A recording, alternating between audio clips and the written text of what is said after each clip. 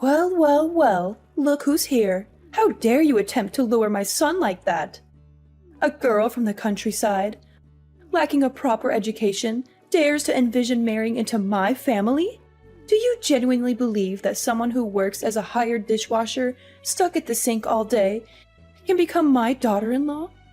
Can you explain to me what you bring to my son's life that justifies him throwing away his promising future for you? Hello, Skylar. I'm a bit confused. We only just met for the first time. Why do you hold such animosity towards me? Besides, I only came to greet you as Kai's girlfriend and never mentioned anything about marriage. Also, it's true that I work as a dishwasher. But is that something to be ashamed of? I earn my own money, enough to sustain myself. There's no need to belittle and insult me like this, is there? Oh, you still have the audacity to be here and preach about life? How dare you be so disrespectful to me? Who granted you permission to address me like that? Refer to me as Miss Johnson and show me the respect I deserve. What an uneducated girl you are. Are you actually proud of your menial job? How much do you earn in a month? Is it sufficient to indulge my son in the lavish lifestyle he deserves? Or is it the other way around? Are you still asking my son for money to cater to your own needs? Of course. Looking at the outfit you're wearing today, it must have drained a considerable amount of my son's bank account, right? Let me tell you, my son might be blinded by your facade and fail to see your scheme to exploit him for his wealth. But I'm different. You won't deceive me so easily. I apologize, Miss Johnson. I must have misunderstood when we first met. You did indicate that it was fine to call you Skylar. However, there appears to be a miscommunication. Since the time I've known Kai, never once have I asked him for gifts or money. And this dress I'm wearing, it's a birthday gift from him. You're such a naive girl. I only said that you could call me Skylar because I believed you hailed from a well-off family, or at least held a respectable job. Discovering that your parents are simply farmers doesn't change my opinion of you as a mere working-class individual. Oh, I see. You're a dreamy country girl, aspiring to find a handsome and charming guy in the city, right? You plan to gradually take over my son's possessions, the entire house, and eventually bring your parents here while kicking me to the curb, don't you? I've figured it out now. And that dress you're donning is the proof, isn't it? I'm having trouble grasping your point. Why would I resort to such deceitful tactics? While it's true that my family isn't swimming in wealth, my parents always emphasize kindness and decency. Moreover, the idea of relocating to this bustling city has never crossed my parents' minds. So your concerns and somewhat delusional assumptions are unfounded. In reciprocation for the dress Kai gave me, I used half of my monthly wages to purchase him a fine watch. A fine watch, you say? Do you think I'm a fool? I'm certain it's just a discarded timepiece you stumbled upon and got fixed for a few bucks. Or maybe you even pilfered it from customers at your restaurant. I know money-driven girls like you would surely opt for the cheapest options. You claim I'm concocting scenarios and weaving tales. Who do you think you're fooling? I discerned your conniving plan when I heard the story of how you first met my son. How on earth could such a coincidence exist? What are you even talking about? I never buy low-quality items for Kai, and I certainly don't steal from anyone. And as for that incident when Kai was attacked and robbed in the alley, it was genuinely coincidental that I was there. Is that so? Then tell me the whole story. Because Kai only mentioned that you were the one who rescued him from the robbery. At first, I felt gratitude. But as I've come to know you better, I can't shake the feeling that this might have been some sort of setup. You see, part of my job as a dishwasher includes taking out the trash at the end of the day. On that day, while doing my usual routine, I overheard cries for help and sounds of a struggle coming from the end of the alley. Despite being scared, I felt that not intervening could lead to someone's death. So, I played a recording of police sirens and carried my pepper spray with me. Thankfully, the robbers were frightened off by the sounds and ran away. Then I called an ambulance for the man. He was still conscious when he got into the ambulance and explained that he was working away from home, and he didn't want to worry his mom, so he requested my assistance in getting to the hospital. Kai truly is a dutiful son. But why didn't you leave once you took him to the hospital? Why did you stay around, so Kai could see you? Kai had lost consciousness due to the injuries, including a blow to his head that caused bleeding. The hospital was short on blood, and since I have type O blood, I chose to donate to help Kai. Plus, he needed someone familiar during a minor surgery, so I had to claim to be his girlfriend. Considering he had no one else by his side, I couldn't simply abandon him. Thus I stayed and cared for him for several days. Ah, now I see it all. It's all part of your scheme, isn't it? There were no real robbers. They were your accomplices. You targeted my son, knowing he was about to be promoted to company director. Hearing that Kai frequently visits your restaurant and interacts with clients there, you realized he earned a substantial amount of money, making him a prime target. So, you orchestrated a plan. You hired thugs to stage an attack, posing as robbers, and you were lurking nearby, then swooped in, pretending to rescue Kai. You used his hospital stay to manipulate him, pretending to be caring and sweet, and eventually made him fall in love with you, didn't you? I'm utterly baffled by your accusations. I can't even fathom what you're talking about. Crafty as a fox, aren't you? If I hadn't seen through your deceitful plan today, what else might have you done to ensnare my son? Were you planning to trap him, get him drunk, manipulate him into impregnating you so you could force me into adopting a grandchild? Let me be clear, you better stay away from my son. I won't allow you to set foot in this house again. Miss Johnson, I've tried to be patient and respectful, considering your role as my boyfriend's mother and your status as an adult. However, there comes a point where I can't tolerate baseless accusations and disrespect any longer. I never intended to get close to Kai with any ulterior motives. Everything I've done for him was out of simple kindness, something anyone would do in the same situation. I've never probed into Kai's work or financial situation because I love him for who he is, not his possessions. I implore you to stop belittling and demeaning me. You're not my parents, and you have no right to lecture me like this. You're such a wicked girl. How dare you raise your voice and insult me like this? Weren't you taught even the most basic manners by your parents? I can't believe my son is so blindly in love with you, refusing to end this relationship no matter how much I advise him. So, I suppose I'll have to pay a visit to your parents and ensure they properly re-educate their daughter. You really shouldn't speak so ill of my parents, especially when you're acting just as uncultured. If you want Kai and me to end things, have that conversation with your son. Don't bother me any longer. While I do love Kai deeply, enduring this baseless slander isn't worth it. I'd rather forsake love than endure this unjust insult. Ah, now I see. How foolish of me. How could I expect someone as money-driven as you to relinquish your dreams of wealth?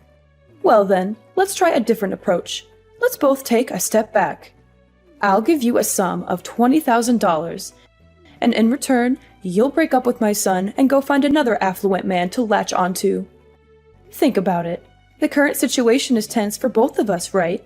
My son will be irritated and resentful that I'm thwarting his so-called true love, while you won't manage to secure any of this family's assets because I'll make sure they're kept out of reach, via salaries and property ownership papers. So, why don't we strike a deal and find the best path forward? Isn't $20,000 a generous offer? Just imagine how many dishes you'd need to wash to earn that much money.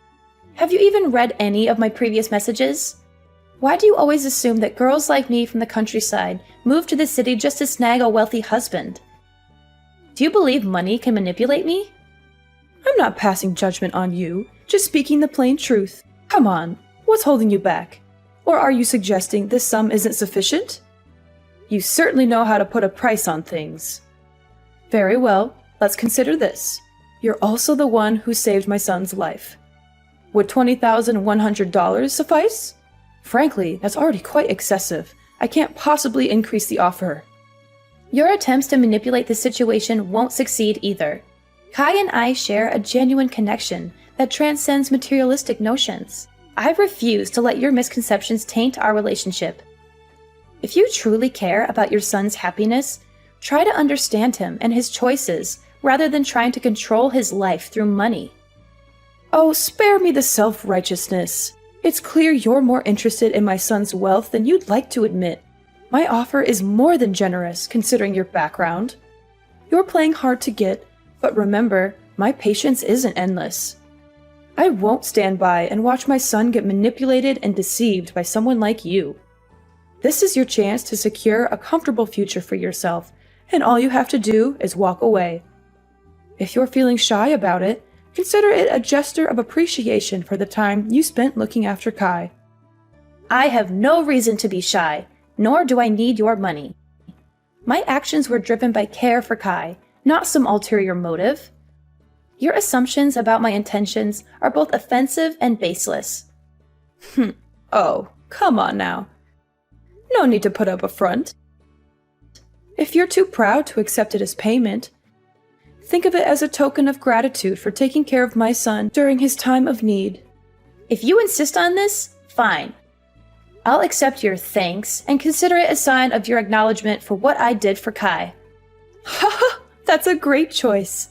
I hope we'll never meet each other again. Edna, oh my dear girl, why haven't you visited me all week?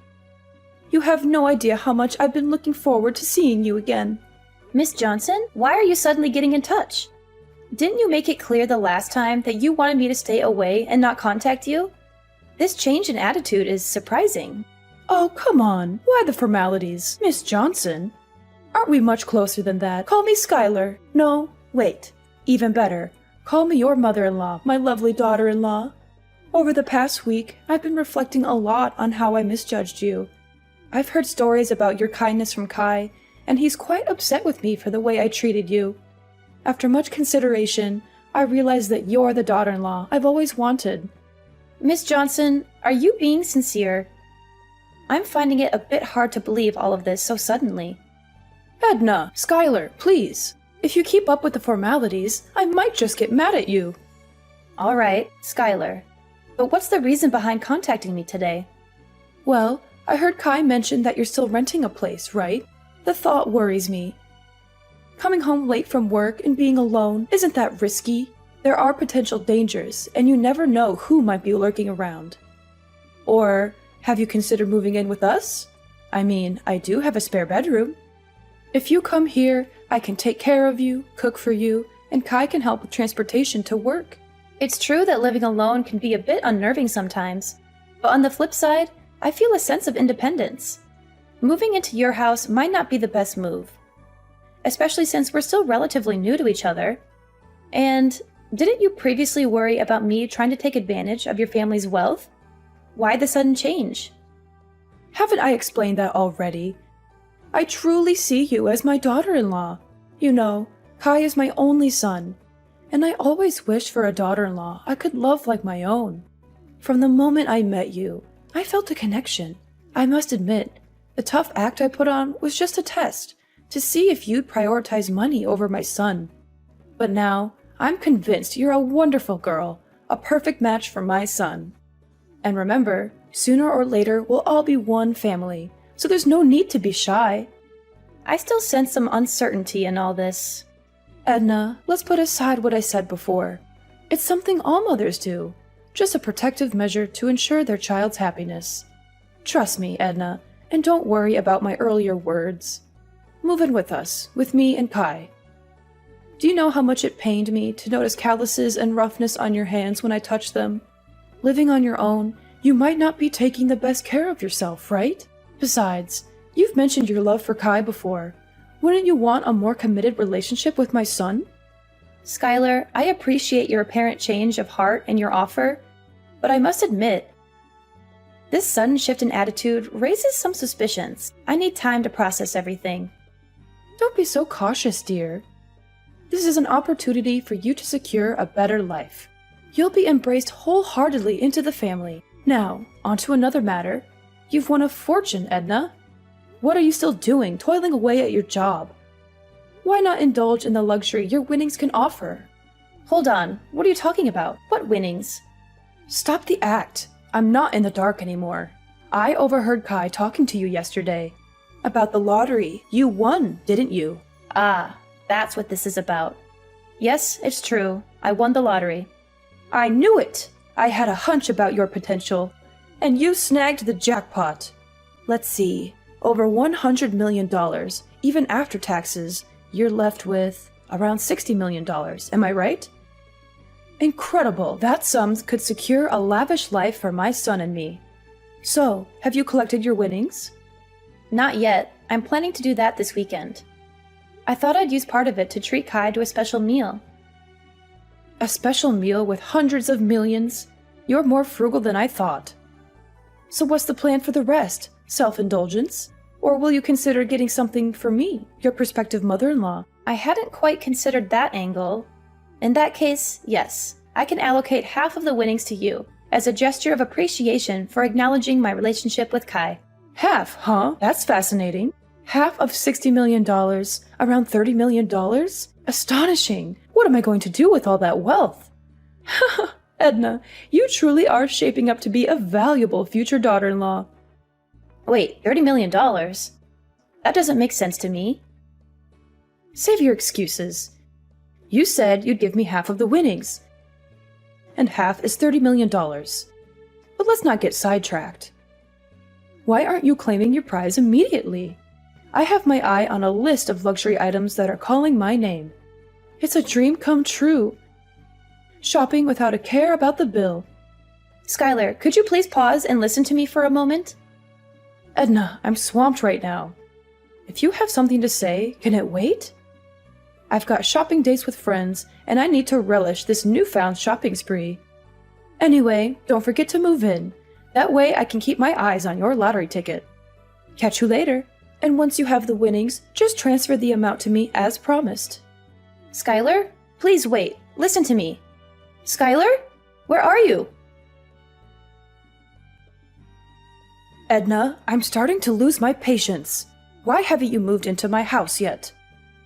Did you run off with that winning ticket of yours? Skylar, I've thought it through. I don't think it's very reasonable to move into your house. So I decided to move to a new apartment. You don't have to worry about me. This apartment is very safe and also very close to where I work. You have to move back to my house immediately. You're a scheming woman. When you have nothing, you cling to my son, do everything to please me. So now that you've won the jackpot, have you already started giving up your acquaintance with me? Or is it that you have money now, so you despise my family? Unacceptable. I see through your game now. You must be regretting that promise you made to split the money with me. That's it, isn't it? You're hiding, hoping to avoid your commitment. No, Skylar, you're misunderstanding. I didn't even second guess it. I don't mean to despise or shirk that promise. Actually, I just finished claiming my reward and was about to text you. Oh, really? My lovely, beautiful daughter-in-law. Do you know how long I've been waiting for you? Hurry up and transfer the money to me. Do you know how much I was looking forward to it? I even made a deposit to buy a supercar and a villa. And to celebrate, I even booked tickets to invite my friends to travel to Europe. Tomorrow is the day to pay the remaining debts. But fortunately, my lovely daughter-in-law has already transferred the money to me. A life of wealth and fame is about to come to me. Oh, I don't think you can do that much with just $300. I have already transferred the money to you. You can check if you have received it. Oh, of course, it will do many things. That's an amount that even in my dreams, I never thought I'd get. Oh, wait, Edna, you seem to have made a mistake here. You were supposed to give me $30 million, not $300. Looks like you missed a few zeros already. Give me my money back now. Ah, I see. Or is it because the bank doesn't let you transfer such a large amount at once, so you have to split it up into so many transfers? If so, why don't you just give me a few $1,000s for such a meager amount? Actually, I transferred the exact amount I promised to give you, didn't I? Half of the winnings, that's $300. But why do you keep mentioning $30 million? How do I have such a large amount of money to transfer to you? Oh, this must be a joke, right? Edna, you know, you're not a funny person because this joke isn't funny. If you're smart, then give me the money I deserve before I get mad and get all the money back. You were supposed to give me $30 million, not $300. I'm not getting it, Skylar. Who told you I won the jackpot? Skylar, I never claimed to have won the jackpot. Yes, I won the lottery, but it was a consolation prize, not millions. And after deducting the taxes and other fees, I only got $600. Are you serious? You've got to be kidding me. Edna, you won the jackpot. A fortune worth millions of dollars, and you're telling me you only received $600? Oh, I understand. You want to monopolize that money alone. So you lied about getting that little amount, right? You really are a spoiled girl. How dare you lie to an adult like that? I won't let you monopolize that award alone. Hurry up and give all the money you won. After all, that ticket was originally mine. I'm sure you used the money I gave you to get away from my son to buy a lottery ticket. At first, I felt sorry for you because you were so poor, so I lovingly gave you half of the reward. But now I realize you are the one who took that money and ran away alone. If that's the case, then I will not give you any more, but will get all the money you won. You're being a bit unreasonable, Skylar. The money you gave me, I have already transferred it all to Kai because he said he wanted to invest in something, so he needed money. And since I don't need that money, I don't want to keep it either. Oh, now you're trying to twist the story. I've had enough of your lies, Edna. Just give me the money you owe me right now. Ugh, I've already spent all my money. And now creditors are calling, texting, and even coming to my house, knocking on my door asking for money. Stupid people indeed. How dare they mess with me? Don't they know that I'm about to become a millionaire? Stop hiding it. Quickly give me the $60 million. Skylar, I really don't understand what you're talking about. Which creditor are you referring to? No time for your game. I borrowed money from loan sharks and mortgaged the house for $2 million in advance to buy luxury items, thinking you had tens of millions of dollars. I spent all that money thinking you will pay me back once you get your winnings. Now debt collectors are after me, and I need that money immediately. Oh no, they're knocking on my door. They're forcing me out of the house because now this house belongs to them? Wait, what? Loan sharks? Mortgaging the house? $2 million? Skylar, this is more serious than I thought. Quickly, give me $2 million so I can pay them off. They look really tough with lots of tattoos and angry faces. Debt collectors are even starting to break down the door. Oh no, this is completely your fault. You must be responsible for paying off all this debt for me. Skylar, I never knew anything about this. I thought we were discussing splitting the winnings, not these debts. I never said I'd give you a few $1,000,000 or anything like that. I never said I won the jackpot, did I? And I certainly didn't ask you to spend money on frivolous things. It's all because of your own illusions. So this is completely your fault, not mine. You should be responsible for your own thoughtless actions. But if they're breaking into your house, why don't you call the police? How can you deny the whole responsibility like that? Why didn't you make it clear to me from the beginning, but be vague and make me misunderstand? Why didn't you stop me when you heard me talk about buying so many things? I understand. It's all your trap. You made me spend all my family money and debt because you know you won't get another chance to take over my family's property. So you made me bankrupt myself. You really are a cunning woman. How can I call the police? Because they have a promissory note that I signed myself. And there's a clause in it that if I don't pay on time, this house will belong to the creditor. Besides, if I call the police, won't the neighbors know about this embarrassing thing? No, that would ruin my reputation. Edna, I don't have time to talk bullshit like this. The creditor is breathing down my neck. I need that money now. Don't you dare call me names, Skylar. I won't take responsibility for your mistakes. You took advantage of me just like you thought I was using you. You have no idea what responsibility means, do you? Now you're drowning in your own mess, and you expect me to bail you out? You're delusional. Edna, please, I'm begging you. I'm trapped in a nightmare of my own making. If Kai finds out about this, he'll never forgive me. He'll hate me forever. I don't have any money left. I've squandered it all. I don't know what to do. The debt collectors are relentless, and I'm drowning in this mess. Skylar, you brought this upon yourself. You manipulated and deceived me.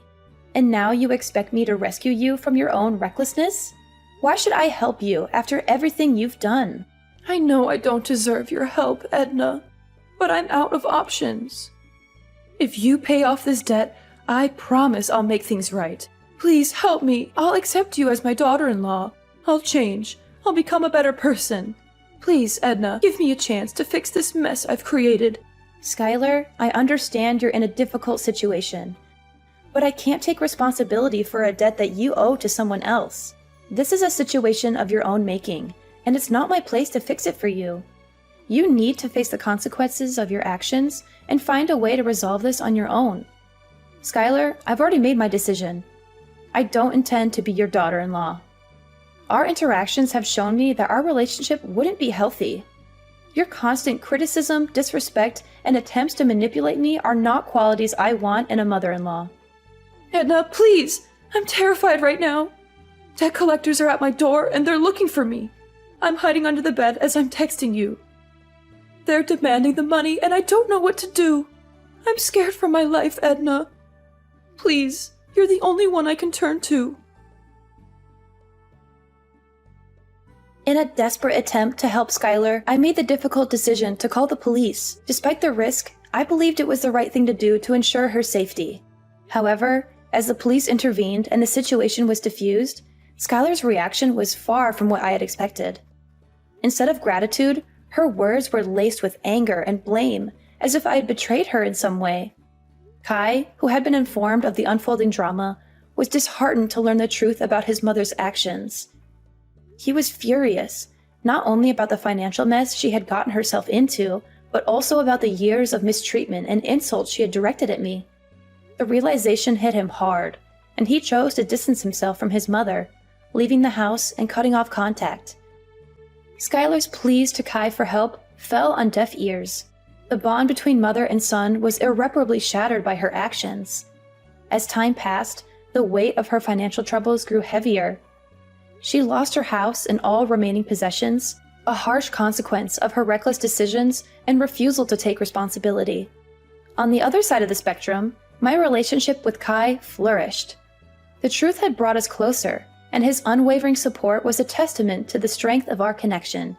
We faced challenges head-on, communicating openly and honestly about our feelings, doubts, and fears. Maybe we weren't swimming in dough, but our love bank was full. Kai stuck by me like glue, and we faced life's curveballs together. Days turned into years, and we kept on chugging. We learned that love's not about luxury, it's about being there for each other. Our story turned into this epic of ups and downs, learning to stand our ground, and most of all, realizing that love's the real deal. So, what's the takeaway from this roller coaster? Well, life's like a box of chocolates. You never know what you're gonna get. But sticking together through thick and thin,